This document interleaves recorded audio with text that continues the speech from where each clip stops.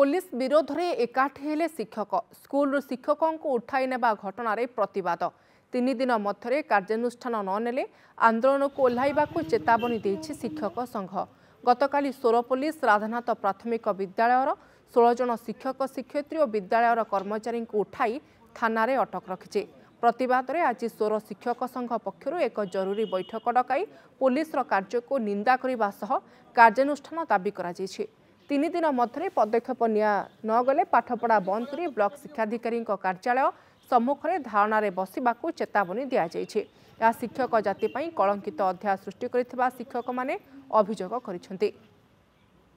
Police जेहेतु निर्दोष आम शिक्षक शिक्षयित्री मानक विओंकर बिना अनुमति विद्यालय उठे नहीं छात्र छात्री मान सम्मुखर एवं जो प्रकार असम्मानित करते से बाबद आम आज बैठक बसला जे निश्चित शिक्षक समाज प्रति एक कलंकित अध्याय एटा आम निश्चित भाव में आज निष्पत्ति ग्रहण कलु।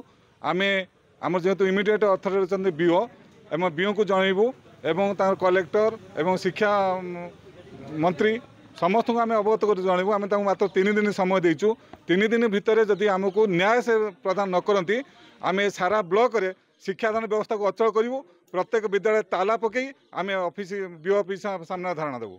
आंदोलनात्मक पंथा जो अवलंबन करिछि आज शिक्षक संघ तार जदि विहित कार्यानुष्ठान 3 दिन मध्य न दिया जाए न निया जाए ताहले सोर ब्लॉक रे विभिन्न विद्यालयर शिक्षक शिक्षयित्री माने आंदोलन रे शामिल हेबे एवं ये शामिल को जन आंदोलन मध्य परिणत करा जिवो। निश्चित भाव में आम आशा करूँ प्रशासन आमको या द्वारा सहयोग कर समाज रे शिक्षा जमीते ठीक ढंग से जाई पहुँची पारिबो से कार्य को किपरि त्वरान्वित हो पारिबो या निश्चित भाव में आपण मैंने सहयोग करियो बोली मोर आशा और विश्वास।